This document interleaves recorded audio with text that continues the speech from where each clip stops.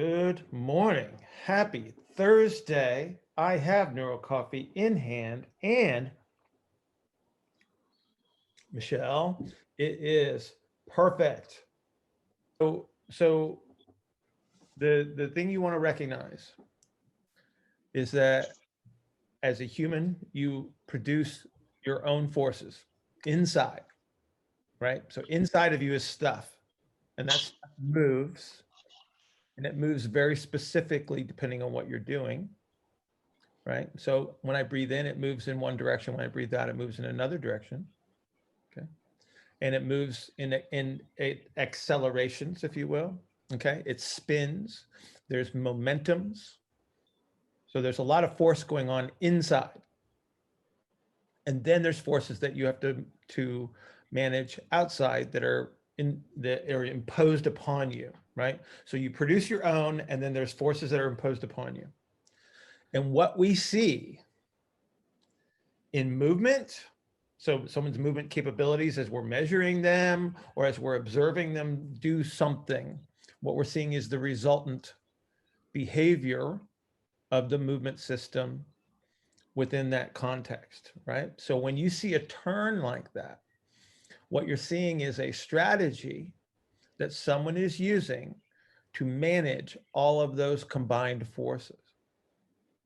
It moves, and then it can be magnified based on what you're doing, right? So think about how hard you might breathe, or how hard you might hold your breath, or any other strategy. If I'm lifting a heavier weight, I am magnifying those forces, which means that the strategy must be magnified as well.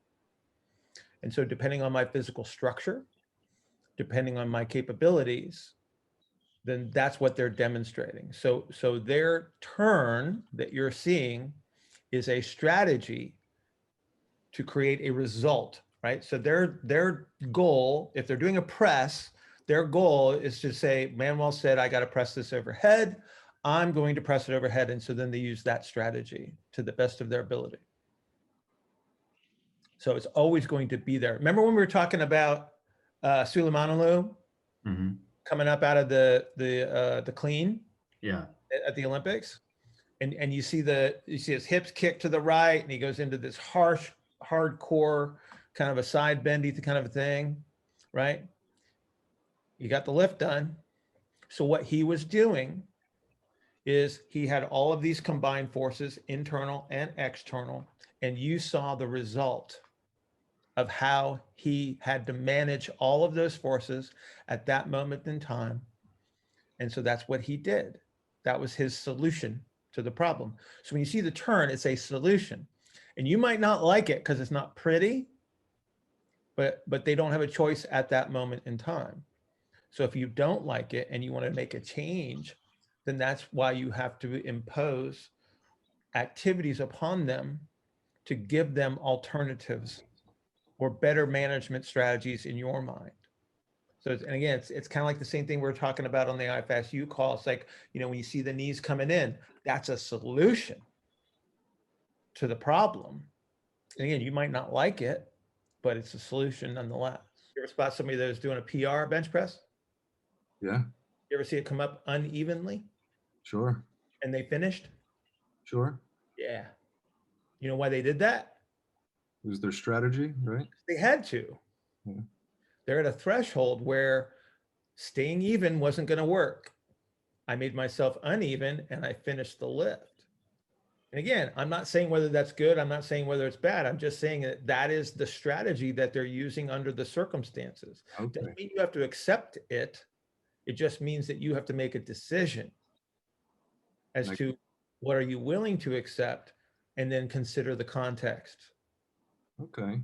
Okay. At a PR level of effort, that means that you've never been there before.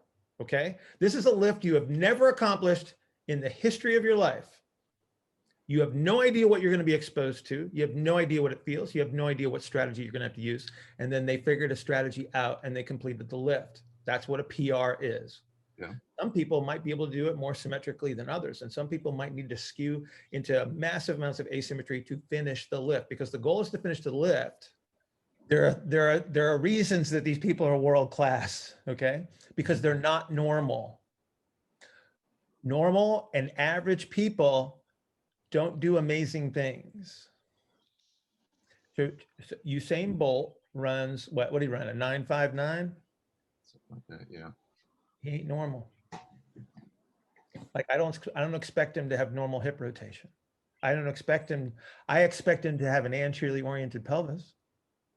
I expect his anterior rib cage to be a little bit more expanded than his posterior rib cage because he runs really fast in a straight line in a very specific direction. And if he doesn't expand in the right direction, guess what happens? He slows down.